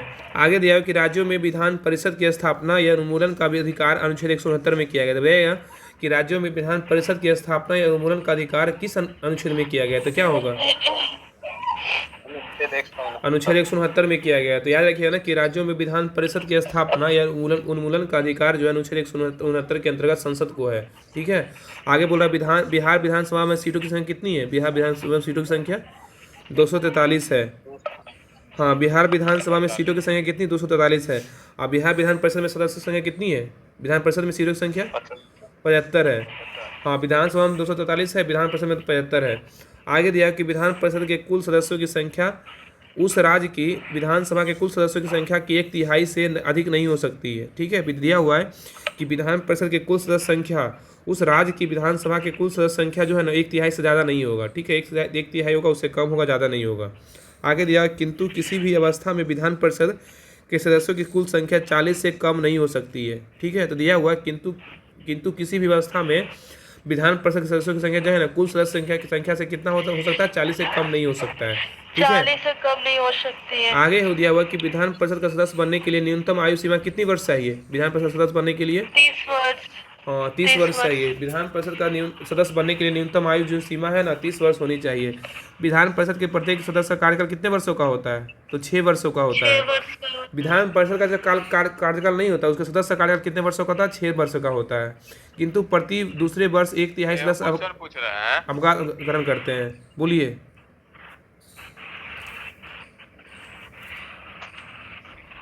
तो याद रखिएगा ना कि बोल रहा है कि विधान परिषद के प्रत्येक सदन का जो कार्यकाल होता है ना, इसका विधान परिषद का कार्यकाल नहीं होता है। विधान परिषद के सदस्य का कार्यकाल कितना हो? 6 वर्षों का होता है।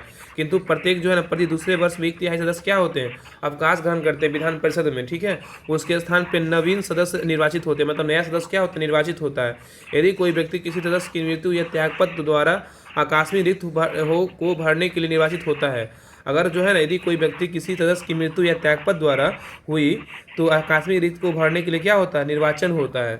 ठीक है, निर्वाचित होती है, निर्वाचित जो वह सदस्य शेष अवधि के लिए ही सदस्य रहता है, 6 वर्ष के लिए नहीं रहेगा। मतलब जितना दिन के लिए बचेगा ना उतना दिन के लिए मतलब सदस्य रहेगा, आगे के लिए नहीं रहेगा।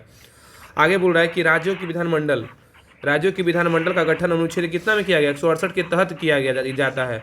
तो बताइएगा कि राज्यों का विधानमंडल का गठन किस अनुच्छेद में किया गया है? तो क्या होगा? 168 में किया जाता है। हाँ, तो राज्यों के विधानमंडल का गठन अनुच्छेद 168 के तहत किया जाता है और जो राज्यपाल विधानसभा विधान परिषद जिस राज्य में अस्तित्व में है उसे मिलकर बनता है। ठीक है, याद रखिएगा। आगे दिया कि अनुच्छेद 169 के तहत राज्य विधानसभा की सिफारिश के आधार पर संसद द्वारा राज्यों में विधान परिषद के गठन को मंजूरी दी जाती है। तो बताइए कि अनुच्छेद 169 में क्या बोला गया है? बताइए। 169 में विधान परिषद की या तो स्थापना या समाप्ति राज्य विधान परिषद के गठन को मंजूरी दी जाती है। हाँ, तो अनुच्छेद 169 के तहत जो है ना, अनुच्छेद 169 के तहत राज्य विधानसभा की सिफारिश के आधार पर संसद द्वारा राज्यों में विधान परिषद के गठन को मंजूरी दी जाती है।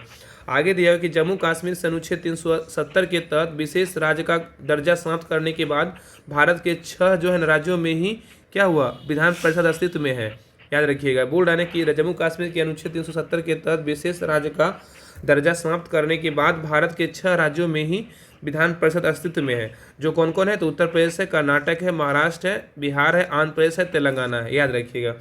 आगे बोल रहा है विधान परिषद एक अस्थायी सदन होता है। विधान परिषद क्या होता है? एक अस्थायी सदन है जो कभी भंग नहीं होता है। तो बताइएगा कि कौन सा सदन जो होता है ना कभी भंग नहीं होता है? तो विधान परिषद जो है कभी भंग नहीं होता है। इसे समाप्त कर किया जा सकता है लेकिन भंग नहीं होगा। ठीक है ना। क्वेश्चन नंबर 44 है कि कौन से मूल अधिकार केवल भारतीय नागरिकों के लिए उपलब्ध है? बताइए कौन सा मूल अधिकार है? 15, 16, 19, 29 और 30, बस यही 5 हुआ है। हाँ, तैयार रखने की अनुच्छेद 15, 16, 19, 29 है। तो कौन से मूल अधिकार केवल भारतीय नागरिकों के लिए उपलब्ध है? तो 15, 16 अनुच्छेद 15, 16, 19, 29 है। अनुच्छेद 15, 16, 19 है ना? हाँ, क्या 5 वो है लेकिन ऑप्शन में 4 को दिया है। केवल सिर्फ और सिर्फ भारतीयों को प्राप्त है, मात्र 5 ही को है। 15, 16, 19, 29, 30। हाँ, सही है। अच्छा, 31 है, सही है। अनुच्छेद 15, 16, 19, 29 केवल भारतीय नागरिकों के लिए जो है ना उपलब्ध है। आगे बोला है कि भारतीय संविधान के भाग 3 अनुच्छेद 12 से 35 तक मौलिक अधिकारों का उल्लेख किया गया है। याद रखिएगा कि भारतीय संविधान के भाग 3 में अनुच्छेद 12 से 35 तक मौलिक अधिकारों का उल्लेख किया गया है। आगे बोल रहा है कि भारतीय संविधान में मौलिक अधिकार को अमेरिका के संविधान से लिया गया है। मौलिक अधिकार का बात करें अमेरिका से, मौलिक कर्तव्य का बात करेगा तो रूस से लिया गया है। ठीक है। आगे दिया है कि मौलिक अधिकार का अनुच्छेद जो है ना, मौलिक अधिकार का अनुच्छेद 15, 16, 19, 29, 30 को छोड़कर शेष सभी मौलिक अधिकार भारतीय एवं विदेशियों को दोनों को प्राप्त है। ठीक है ना। तो याद रखिएगा कि 15, 16, 19, 29, 30 जो है ना केवल भारतीयों को प्राप्त है और इसके अलावा जो भी अनुच्छेद है मतलब भारतीय और विदेशियों को दोनों को प्राप्त है। तो 15, 16, 19, 29, 30 बहुत इंपॉर्टेंट क्वेश्चन है, याद रखिएगा। आगे दिया हो केवल भारतीय नागरिकों को प्राप्त मूल अधिकार क्या क्या है, तो अनुच्छेद 15 में क्या है बताइए, अनुच्छेद 15 में क्या है? धर्म, मूल वंश, जाति, लिंग, स्थान के आधार पर किसी भी व्यक्ति से भेदभाव राज्य नहीं करेगा। हाँ, तो ये जो है ना भारतीय नागरिकों को जो प्राप्त मूल अधिकार है ना, तो अनुच्छेद 15 में क्या है? धर्म, मूल वंश, जाति, लिंग या जन्म के स्थान के आधार पर क्या होता है? विभेद या प्रतिषेध है। ठीक है। अनुच्छेद 16 में क्या है? 16 में लोक नियोजन के विषय में अवसर। अनुच्छेद 16 में क्या है? तो लोक नियोजन के विषय में अवसर की समानता। अनुच्छेद 16। अनुच्छेद 19 में क्या है? अनुच्छेद 19 में वाक स्वतंत्र, झंडा फहराना, हाँ, बोलने की आजादी। हाँ, अनुच्छेद 19 में क्या है? तो वाक स्वतंत्रता आदि विषय में कुछ अधिकारों का संरक्षण है, याद रखिएगा।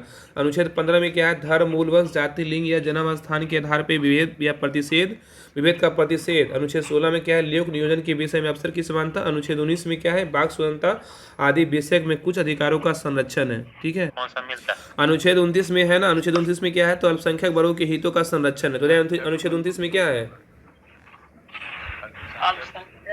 अल्पसंख्यक वर्गों के हितों का संरक्षण है। अनुच्छेद 29 में क्या है? अल्पसंख्यक वर्गों के हितों का संरक्षण। अनुच्छेद 30 में क्या है? शिक्षा संस्थाओं की स्थापना, प्रशासन करने का अल्पसंख्यक वर्गों का अधिकार है। तो याद रखिए, अनुच्छेद 29 में क्या है? अल्पसंख्यक वर्गों के हितों का संरक्षण। अनुच्छेद 30 में क्या है? शिक्षा संस्थाओं की स्थापना और प्रशासन करने का अल्पसंख्यक वर्गों का अधिकार है। बताइए, इसमें है ना असत कथन को चुनिए। बताइए गलत कथन कौन है? बताइए क्वेश्चन नंबर 45 में। राज्यसभा को भंग किया जा सकता है। राज्यसभा में 12 सदस्यों को राष्ट्रपति मनोनीत करते हैं। याद रखिएगा ना कि इसमें जो है ना, इसमें गलत क्या है? तो ऑप्शन नंबर सी गलत है। राज्यसभा जो है ना भंग किया सकता है, राज्यसभा कभी भंग नहीं होता, इसलिए गलत है। राज्यसभा भंग किया जा सकता है नहीं, भंग कभी हो ही नहीं सकता राज्यसभा। आगे बोल रहा है, राज्यसभा में 12 सदस्यों को राष्ट्रपति मनोनीत करते हैं, ये बिल्कुल सही है। और प्रत्याशी को उस समय राज्य का होना चाहिए जहां वह राज्यसभा का चुनाव लड़ रहा है, ये भी सही है। और लोकसभा में राष्ट्रपति को 2 सदस्य मनोनीत करते हैं। लोकसभा में क्या होता है? राष्ट्रपति 2 सदस्य मनोनीत करते हैं, ये भी सही है। लेकिन राज्यसभा को भंग किया सकता है, ये गलत है। ठीक है। बोल रहा है कि राज्यसभा को भंग किया सकता है, ये कथन असत्य है, गलत है। वर्ष के अनुसार कौन सा साल का क्वेश्चन बैंक है? ये मेंस का क्वेश्चन है, मेंस का क्वेश्चन 18 का है। बोल रहा है राज्यसभा जो है ना, राज्यसभा एक अस्थायी सदन होता है जो कभी भंग नहीं। 18 में का है। हाँ, 2018 का मेंस का क्वेश्चन पूछा हुआ है। मेंस में 18 के हिसाब से तब सी और डी दोनों गलत होगा।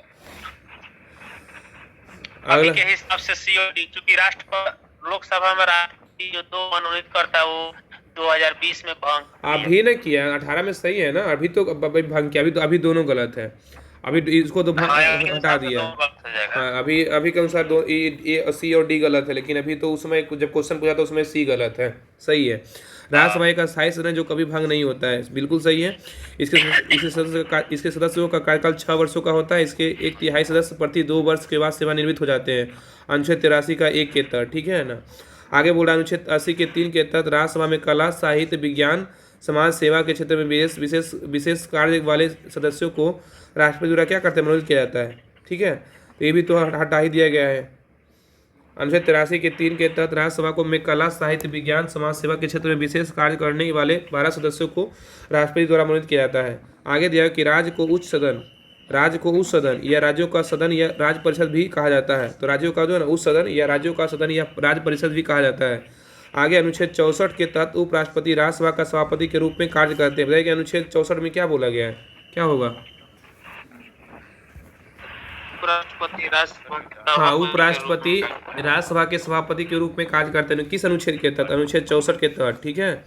उपराष्ट्रपति राज्यसभा के सभापति के रूप में कार्य करते हैं। अनुच्छेद 89 में भी है, 89 में भी होता है। अच्छा, 64 89। हाँ, आगे बोल रहा है कि लोकसभा को निम्न सदन, ठीक है, और जनता का सदन कहा जाता है। कि जनता का सदन और निम्न सदन किसको बोलते हैं? लोकसभा को कहते हैं ना। निम्न सदन बोलेगा। जानती है क्या यहाँ पे क्या अंतर है? 64 में सिर्फ बोला गया है उपराष्ट्रपति जो है ना वो राज्यसभा के सभापति होंगे, और वहाँ पे कहा गया है कि एक राज्यसभा होगा जिसका एक सभापति होगा। ठीक है, वहाँ पे सिर्फ बोला होगा राज्यसभा का एक सभापति होगा, लेकिन बात है सभापति होगा कौन? तो उपराष्ट्रपति, इसलिए दोनों को ले लिया जाता है। हाँ।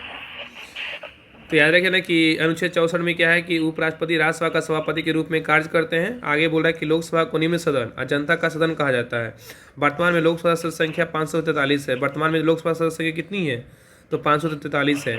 इन सदस्यों में 524 सदस्य राज्य से, 19 सदस्य क्या होता है संघीय क्षेत्रों से निर्वाचित होते हैं और 2 क्या होता है आंग्ल भारतीय को वर्ग के प्रतिनिधित्व के रूप में अनुच्छेद 331 के तहत मनोनीत किए जाते हैं। ठीक है, ध्यान रखिएगा ना कि वर्तमान में जो है लोकसभा सदस्य कितना है?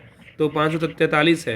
इन सदस्यों में 524 होता है राज्य से, 19 होता है यूटी से और 2 होता है अन्य सदस्य आंग्ल भारतीय वर्ग के प्रतिनिधि के रूप में राष्ट्रपति द्वारा क्या होता है अनुच्छेद 331 के तहत मनोनीत किए जाते हैं। किंतु 104वां संविधान संशोधन अधिनियम 25 जनवरी 2020 को लोकसभा एवं राज्य की विधानसभाओं में आंग्ल भारतीयों को क्या किया गया? मनोनयन को जो है ना समाप्त कर दिया गया। याद रखिएगा 104वां संविधान संशोधन के द्वारा, इसके ऊपर ही पढ़ चुके थे। आगे क्वेश्चन नंबर 46 है, रहेगा सत्य कथन को चुनिए। सही कथन क्या है इसमें बताइए? सही कथन संविधान सही। हाँ, वित्त आयोग जो है ना संवैधानिक निकाय, यही सही है। वित्त आयोग क्या है? संवैधानिक निकाय, ये सही है। वित्त आयोग संवैधानिक निकाय है, यह कथन सत्य है, सही है। वित्त आयोग का गठन संविधान के अनुच्छेद 280 के तहत किया गया है, सही है। अब वित्त आयोग का गठन प्रत्येक 5 वर्ष की अवधि पर राष्ट्रपति द्वारा की जाती है। ठीक है, याद रखिएगा वित्त आयोग की जो है गठन प्रत्येक 5 वर्ष की अवधि पर राष्ट्रपति के द्वारा की जाती है। वित्त आयोग अपना प्रतिवेदन जो है ना राष्ट्रपति को प्रस्तुत करता है। वित्त आयोग जो अपना प्रतिवेदन किसको प्रस्तुत करता है? राष्ट्रपति को। आगे बोल रहा है वित्त आयोग का मुख्य कार्य केंद्रीय राजस्व से राज्यों को दिए जाने वाले हिस्से का निर्धारण करना होता है। तो बोल रहा है ना कि वित्त आयोग का जो मुख्य कार्य है ना केंद्रीय राजस्व में राज्यों को दिए जाने वाला हिस्से का निर्धारण करना होता है। प्रथम वित्त आयोग के अध्यक्ष कौन थे? तो केसी नियोगी थे। याद रखिएगा प्रथम वित्त आयोग के अध्यक्ष कौन थे? केसी नियोगी, जो 1952 से 57 तक रहे थे। और 14वां वित्त आयोग के अध्यक्ष कौन थे? तो वाई बी रेड्डी थे, जो 2015 से 2020 तक थे। तो 14वां वित्त आयोग कौन थे? वाई बी रेड्डी, 2015 से 2020 तक थे। आगे आइए, आगे दिया हो कि 15वां वित्त आयोग के अध्यक्ष जो है ना श्री एन.के. सिंह है। 15वां वित्त आयोग का अध्यक्ष कौन है? एन.के. सिंह है, और जिनका कार्यकाल 1 अप्रैल 2020 से शुरू होकर 2020 से 25 तक हो चलेगा। और 16वां वित्त आयोग कौन है? 16वां वित्त आयोग जो बनेंगे, कौन है 16वां वित्त आयोग? अरविंद पनगड़िया। हाँ, आगे बोल रहा है वित्त आयोग फाइनेंस कमीशन। ठीक है, बोल रहा है ना कि संविधान के अनुच्छेद 280 के तहत व्यवस्था है कि राष्ट्रपति प्रत्येक 5 वर्ष बाद यदि आवश्यक हो तो उसके पहले भी 5 सदस्य, 1 अध्यक्ष और 4 अन्य सदस्य वित्त आयोग का गठन करेगा। वित्त आयोग यह कर्तव्य होगा कि कर राजस्व में प्राप्त शुद्ध आगामों का विभाजन केंद्र एवं राज्य सरकारों तथा विभिन्न राज्यों के बीच किस प्रकार किया जाए के संदर्भ में राष्ट्रपति को सिफारिश करे। ठीक है, अब वित्त आयोग का कार्य क्या है? तो जो है ना function of the finance commission बोल रहा है केंद्र व राज्यों के बीच बांटे जा सकने वाले करों से प्राप्त शुद्ध राजस्व में केंद्र व राज्यों की हिस्सेदारी तय करने के संदर्भ में आवश्यक सिफारिश करना, ये वित्त आयोग का काम होता है। केंद्र व राज्यों के बीच बांटे जा सकने वाले करों से प्राप्त शुद्ध राजस्व में से केंद्र व राज्यों की हिस्सेदारी तय करने के संदर्भ में आवश्यक सिफारिश करना। आगे बोल रहा है कि कर राजस्व राज्यों के बीच किस आधार पर बांटा जाए, इस संदर्भ में आवश्यक सिफारिश करना, ये वित्त आयोग का काम होता है।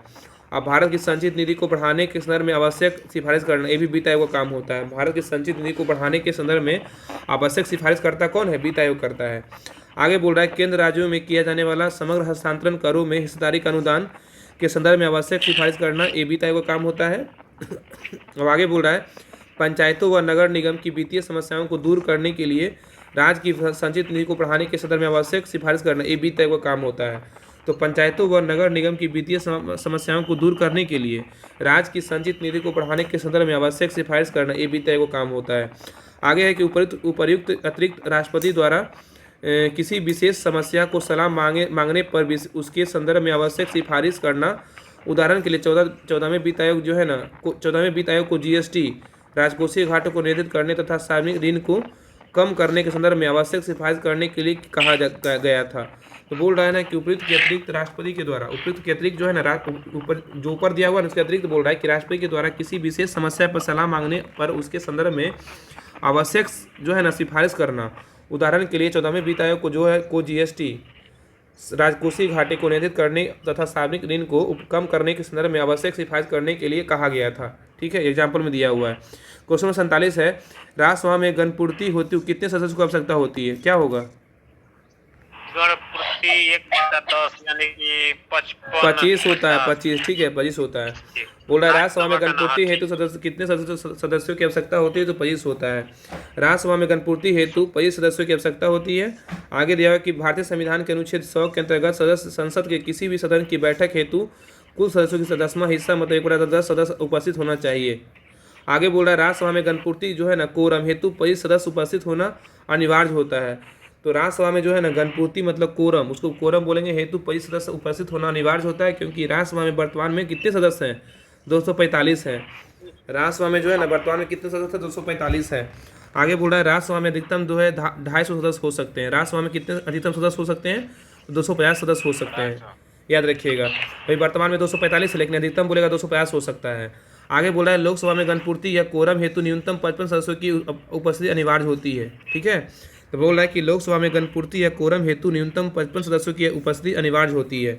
आगे बोल रहा है कोरम गणपूर्ति अपूर्ण होने की दशा में संबंधित सदन की बैठक शुरू नहीं होती है। ठीक है, तो बोल रहा है कोरम गणपूर्ति अपूर्ण होने की दशा में संबंधित सदन की बैठक शुरू नहीं होती है। ठीक है, आगे आइए। आगे दिया संसद का गठन अनुच्छेद 79 के अनुसार भारत की संसद के 3 अंग है, राष्ट्रपति, लोकसभा, राज्यसभा होता है। संसद का 3 अंग होता है, राष्ट्रपति, लोकसभा, राज्यसभा होता है। अगला राज्यसभा काउंसिल ऑफ स्टेट, बोल रहा है राज्यसभा जो है ना भारतीय संसद का द्वितीय उस सदन है। इसमें राज्यों के सदस्य होते हैं। ये सदस्य राज्यों तथा संघ राज्य क्षेत्रों के प्रतिनिधित्व करते हैं।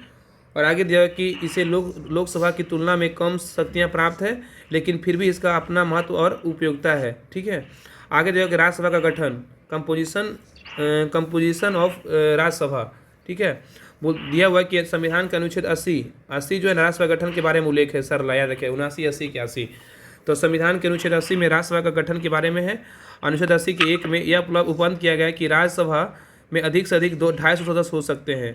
इसमें से 238 सदस्य राज्यों से तथा संघ राज्य क्षेत्रों से चुने जाएंगे और 12 सदस्य जो राष्ट्रपति द्वारा कला, साहित्य, विज्ञान और समाज सेवा के क्षेत्र में विशेष ज्ञान अनुभव कर रखने वाले व्यक्तियों को में से मनोनीत किए जाएंगे। ठीक है, तो बोल रहा है ना कि राज्यसभा में जो है ना सदस्य संख्या 250 हो सकता है, सदस्य हो सकते हैं। इसमें से 238 होता है राज्य से और 238 होता है राज्य से तथा संघ राज्य क्षेत्रों से चुने जाएंगे। और 12 सदस्य जो होता है राष्ट्रपति द्वारा कला, साहित्य, विज्ञान, समाज सेवा क्षेत्र के विशेष ज्ञान या अनुभव रखने वाले व्यक्तियों में से मनोनीत किए जाएंगे। आगे बोल रहा है कि वर्तमान में राज्यसभा के कुल सदस्यों की संख्या कितनी है? 245 है वर्तमान में राज्यसभा के 245। इसमें 225 सदस्य विभिन्न राज्यों से और 8 सदस्य दिल्ली से और दिल्ली से 3 और जम्मू कश्मीर से 4 और पुडुचेरी से 1 संघ राज्य क्षेत्रों से निर्वाचित होते हैं। तो बोल रहा है कि इनमें से 200 जो वर्तमान में राज्यसभा का जो सदस्य है 245 है, उसमें से 225 कितने कहाँ से है? तो राज्य से है और 8 सदस्य दिल्ली से है। ठीक है, 8 सदस्य दिल्ली से और एक मिनट, इनमें से 225 सदस्य विभिन्न राज्यों से और 8 सदस्य दिल्ली और 3 जम्मू कश्मीर से, 4 जो है पुडुचेरी, 4 और 1 संघ राज्य क्षेत्रों से निर्वाचित किए जाते हैं। शेष 12 सदस्य राष्ट्रपति द्वारा क्या होते मनोनीत किए जाते हैं। विभिन्न राज्यों के यूटी से 8 सदस्य आते हैं, जिसमें से हाँ सही दिल्ली से है, 3, जम्मू कश्मीर से 4, पुडुचेरी से 1। सही बोले कि 225 से होता है ना राज्य से होता है और 8 सदस्य होता है ना यूटी से आता है, जिसमें दिल्ली से 3 और जम्मू कश्मीर से 4 और पुडुचेरी से 1 होता है। सही बात है, सब में 225, 8, 33 और 12, 245 होगा। हाँ सही है। तो वर्तमान में राज्यसभा में सदस्यों की संख्या 245 है। इसमें 225 राज्य से और 8 सदस्य जो होता है यूटी से होता है, उसमें 3 दिल्ली से, जम्मू कश्मीर से 4 और पुडुचेरी से 1 होता है। आगे बोल रहा है कि 5 संघीय क्षेत्र अंडमान निकोबार द्वीप समूह, लद्दाख, लक्षद्वीप, चंडीगढ़, दादरा नगर हवेली एवं दमन द्वीप को राज्यसभा प्रतिनिधित्व प्राप्त नहीं है। तो 5 संघीय क्षेत्र कौन कौन है? अंडमान निकोबार द्वीप समूह, ठीक है, लद्दाख, लक्षद्वीप, चंडीगढ़, दादरा नगर हवेली एवं दमन द्वीप को राज्यसभा में प्रतिनिधित्व प्राप्त नहीं है। ठीक है, बोल रहा है क्वेश्चन 48 है कि निम्नलिखित में से कौन सा कारक अभिक्रिया दर कोई प्रभाव नहीं डालता है? कौन सा है बताइए? एंथैल्पी में परिवर्तन। बोल रहा है कि निम्नलिखित में से कौन सा कारक है अभिक्रिया दर पर कोई प्रभाव नहीं डालता है? तो एंथैल्पी में परिवर्तन। बोल रहा है एंथैल्पी में परिवर्तन कारक अभिक्रिया दर कोई प्रभाव जो है ना नहीं डालता है। जब कोई पदार्थ किसी दूसरे पदार्थ व स्वयं के साथ क्रिया करके एक से अधिक नए पदार्थों का निर्माण करता है तो वह क्रिया रासायनिक अभिक्रिया कहलाता है। बोल रहा है कि जब कोई पदार्थ किसी दूसरे पदार्थ या स्वयं के साथ क्रिया करके एक से अधिक नए पदार्थों का निर्माण करता है तो यह क्रिया रासायनिक अभिक्रिया कहलाता है। ठीक है, आगे दिया कि रासायनिक अभिक्रिया पुराने अवर्ण टूटते हैं। रासायनिक अभिक्रिया में क्या होता है, पुराने आवरण टूटते हैं तथा नए आवरण क्या होता है, बनते हैं रासायनिक अभिक्रिया में। आगे बोल रहा है कि ताप बढ़ने पे लगभग सभी अभिक्रिया दर दोगुनी हो जाती है। ताप बढ़ाने पे क्या होता है ना, सभी अभिक्रिया दर क्या होती है, दोगुनी हो जाती है। और 10 डिग्री सेल्सियस तापमान बढ़ाने पे अभिक्रिया की दर क्या हो जाएगी, दोगुनी हो जाएगी। 10 डिग्री सेल्सियस तापमान बढ़ाने पे अभिक्रिया दर क्या हो जाएगी, दोगुनी हो जाएगी। उत्प्रेरक अभिक्रिया की दर बढ़ाता या घटाता है, ये देखिए क्वेश्चन जो है ना 64 सीट में मेंस में क्वेश्चन पूछा हुआ है। उत्प्रेरक अभिक्रिया की दर को बढ़ाता या घटाता है, उत्प्रेरक अभिक्रिया जो होता है ना दर को बढ़ाता या घटाता है। आगे वो दिया हुआ है कि सांद्रता के बढ़ने से अभिक्रिया दर की क्या होती है, बढ़ती है। सांद्रता के बढ़ने से अभिक्रिया दर क्या होती है, बढ़ती है। क्वेश्चन नंबर 49 है कि कार्बन नैनो ट्यूब निम्न में से किस संरचनात्मक परिवार का सदस्य है, बताइए क्या होगा। क्या हो जाएगा आपको? इसका आंसर क्या है, फुलेरिन। फ्लोरेंस है ना, फ्लोरेंस। हाँ, कार्बन नैनो ट्यूब निम्न में से किस संरचनात्मक परिवार का सदस्य है, तो फ्लोरेंस है। ठीक है, आगे दिया हुआ है कि कार्बन नैनो ट्यूब फ्लोरेंस संरचनात्मक परिवार का सदस्य है। फ्लोरेंस कार्बन का अपरूप का एक वर्ग है। ठीक है, फ्लोरेंस कार्बन अपरूप का एक वर्ग है जिससे इसमें सी कार्बन 32, कार्बन 50, कार्बन 60, कार्बन 70 एवं कार्बन 84 अनुभार वाले कार्बन अपरूप होते हैं। ठीक है, कार्बन 60 की संरचना अधिक अस्थायी होती है, जिसे जो है ना बकमिनिस्टर फ्लोरीन नाम दिया गया है। ठीक है, तो कार्बन 60 की संरचना जो है ना अधिक अस्थायी होता है, जिसमें बकमिनिस्टर फ्लोरीन नाम दिया गया है। कार्बन सबसे ज़्यादा जो है ना यौगिक बनाने वाला तत्व है। क्या है, तो कार्बन सबसे ज़्यादा यौगिक बनाने वाला तत्व है। हीरा और ग्रेफाइट भी कार्बन के अलग एक ही रूप है, तो हीरा और ग्रेफाइट कार्बन के ही रूप हैं। ठीक है, याद रखिए। और आगे बोल रहा है कि केवल कार्बन एवं हाइड्रोजन वाले सभी कार्बनिक यौगिक हाइड्रोकार्बन कहलाते हैं। केवल कार्बन एवं हाइड्रोजन वाले सभी कार्बनिक यौगिक क्या कहलाते हैं, हाइड्रोकार्बन कहलाते हैं। उदाहरण में क्या है, एल्केन CnH2n+2। एल्केन का सूत्र क्या होता है, CnH2n+2। और एल्केन का क्या होता है, CnH2n। और एल्काइन का क्या होता है, एल्काइन का बात करें तो CnH2n-2।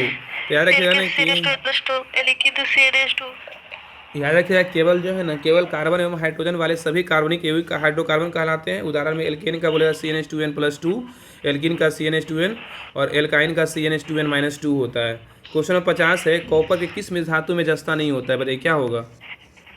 बेल धातु में नहीं होता। हाँ, बेल धातु में नहीं होता है। बोल रहा है कॉपर के किस मिश्र धातु में जस्ता नहीं होता है, तो बेल धातु में नहीं होता है। ठीक है, लेकिन ना पीतल में होता है, जर्मन सिल्वर में होता है, गन मेटल में होता है। तो कॉपर के किस मिश्र धातु में जस्ता नहीं होता है, तो बेल धातु में नहीं होता है, पीतल में जस्ता होता है, जर्मन सिल्वर में जस्ता होता है, गन मेटल में जस्ता होता है। बोल रहा है कॉपर के बेल धातु मिश्र धातु में जस्ता नहीं होता है। कांसा को ही बेल धातु या घंटा धातु बोलते हैं। कि बेल धातु या घंटा धातु किस धातु को बोलते हैं, किसको बोलते हैं, तो कांसा को बोलते हैं। कांसा को ना बेल धातु या घंटा धातु कहा जाता है। बेल धातु 90% तांबा 10% टीन होता है। बेल धातु में कितने परसेंट तांबा कितने परसेंट टीन होता है, किसका किसका मिश्रण होता है बेल धातु में। 90% तांबा 10% टीन होता है। हाँ, बेल धातु में ना 90% तांबा और 10% ना टीन होता है। बेल धातु का उपयोग सिक्का एवं बर्तन बनाने में होता है। बेल धातु का प्रयोग कहाँ करते हैं, किसको बनाने में करते हैं बेल धातु का प्रयोग, बर्तन बनाने में किया जाता है। हाँ, तो बेल धातु का उपयोग ना सिक्का एवं बर्तन बनाने में करते हैं। पीतल जो है ना तांबा में 70%, पीतल में तांबा 70% और जिंक 30% का मिश्रण है। वे पीतल में किसका किसका मिश्रण होता है और कितना परसेंट मिश्रण होता है पीतल में, पीतल में तांबा 70%, जिंक 30% का मिश्रण। ये तो पता ही पिताजी है। पीतल में तांबा जस्ता का मिश्रण होता है, इसमें तांबा 70%, जिंक 30% मिश्र धातु है। जर्मन सिल्वर में तांबा 60%, जिंक 20%, निकेल 20% का मिश्र धातु है। तो ये जर्मन सिल्वर में किसका किसका मिश्रण होता है, जर्मन सिल्वर में तांबा 60%, जिंक 20% और निकेल 20% का मिश्रण। हाँ, तो जर्मन सिल्वर में ना तांबा जिंक निकेल का मिश्रण होता है। जर्मन सिल्वर में तांबा 60%, जिंक 20% और निकेल 20% होता है। परसेंट थोड़ी पूछता है।